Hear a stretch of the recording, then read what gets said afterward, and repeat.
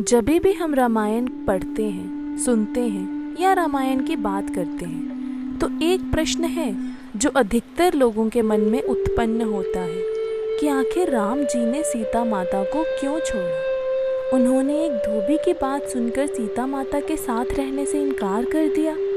वह एक राजा होकर भी सीता माता को ना अपना पाए और आखिर सीता माता के साथ ऐसा अन्याय हुआ तो हुआ क्यों।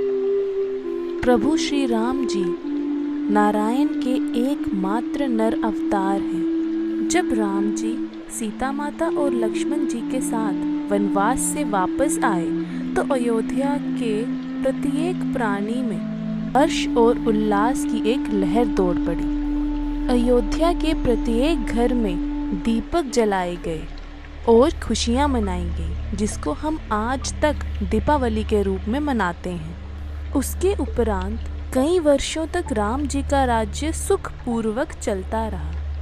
राम जी अक्सर अपने राज्य का भ्रमण करने के लिए एक सामान्य नर की वेशभूषा धारण करके जाया करते थे। एक दिन जब वे इसी प्रकार रात्रि के अंधेरे में अपने राज्य का भ्रमण कर रहे थे तो उन्होंने एक दाम्पत्य की बात सुनी। उस घर की स्त्री पानी भरने के लिए कुएं पर गई थी।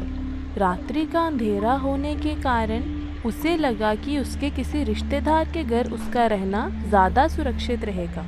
अगली प्रातः जब वह वापस आई तो उसके पति ने उससे काफ़ी लड़ाई की तथा उसको अपनाने से मना कर दिया। स्त्री ने रोते हुए कहा कि मेरा विश्वास कीजिए, मैं सीता माँ की तरह पवित्र हूँ।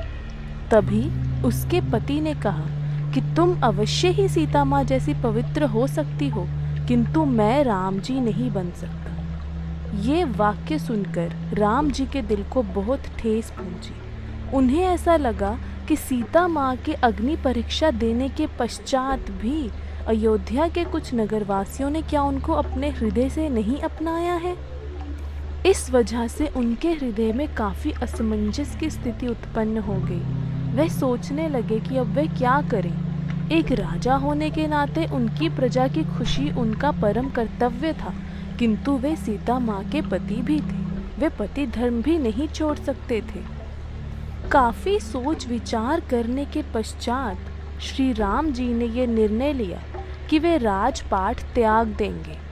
पहले ही वे 14 वर्ष के लिए वन में वास कर चुके हैं। अपनी आगे की जिंदगी भी वे सीता माँ के साथ वहीं व्यतीत करने में अधिक खुशी महसूस कर रहे थे। इसीलिए उन्होंने ये निर्णय लिया कि वे राजपाट त्याग कर भरत भैया को सौंपकर खुद सीता माँ के साथ में वनवास में रहेंगे और यदि कभी भरत जी को उनके मार्गदर्शन की आवश्यकता हुई तो वे अवश्य उनकी सहायता करेंगे, क्योंकि श्री रामचंद्र जी को सीता माँ से विलख करना किसी के बस की बात नहीं थी। वे सीता माँ से अत्यंत प्रेम करते थे और सदैव उनके ही साथ रहना चाहते थे। किंतु जब माँ सीता को इस बात की भनक लगी तो वे अत्यंत दुखी हो गई। उन्हें लगा कि अपनी व्यक्तिगत खुशी के लिए हम पूरी दुनिया से एक भावी राजा नहीं छीन सकते। उन्होंने श्री राम जी से कहा कि हे प्रभु, हे दयानिधान, आप अपनी व्यक्तिगत खुशी के लिए पूरी प्रजा से उसका एक भावी राजा नहीं छीन सकते। राजा प्रजा के लिए पिता तुल्य होता है और यदि प्रजा से उसका पिता ही छीन लिया जाए तो प्रजा का मार्गदर्शन और उसका उद्धार कौन करेगा। किंतु श्री राम नहीं माने। वे सीता माता से विलख होने को तनिक भी तैयार नहीं थे। इस पर सीता माँ ने कहा कि हे प्रभु, यदि आपको इस निर्णय को अपनाने में तनिक भी दुविधा का अनुभव हो रहा है तो मैं आपके लिए परिस्थिति बिल्कुल सामान्य कर देती हूँ। आप मुझे नहीं छोड़ेंगे, किंतु मैं ही अयोध्या का ये राजमहल छोड़ के चली जाऊंगी। सीता माँ ने लक्ष्मण भैया से अनुरोध किया कि वे उनको वन में छोड़ आए, जिसके पश्चात वे पिता तुल्य महर्षि श्री वाल्मीकि व उनकी पत्नी के साथ उनके आश्रम में उनकी सेवा करते हुए रहना शुरू हो गई। प्रभु श्री राम और सीता माँ ने इतना बड़ा त्याग केवल हम लोगों के लिए किया, जो कि आज उन्हीं के उस त्याग पर उनके उस निर्णय पर प्रश्न उठाते हैं।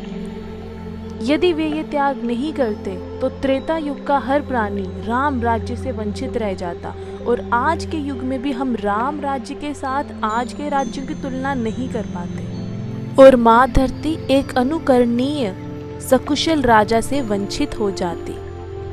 श्री राम जी ने हर मर्यादा का पालन करते हुए एक ऐसे राजा का उदाहरण हमारे सामने प्रस्तुत किया जो हर रूप में संपूर्ण थे और हम लोगों के लिए एक उदाहरण है। श्री राम जी और सीता माता के उस त्याग ने आज एक प्रश्न का रूप ले लिया है। जो त्याग उन्होंने अपने राज्य की खुशी और उनकी प्रजा के परहित के लिए किया, आज वही प्रजा, वही समाज उनके उस त्याग पर प्रश्न चिन्ह लगा रहा है। उनके निश्चय, निष्ठा और त्याग भाव पर सवाल उठा रहा है, या शायद यही घोर कलयुग का प्रमाण है। आपका क्या विचार है? कृपया करके कमेंट बॉक्स में नीचे कमेंट ज़रूर कीजिएगा।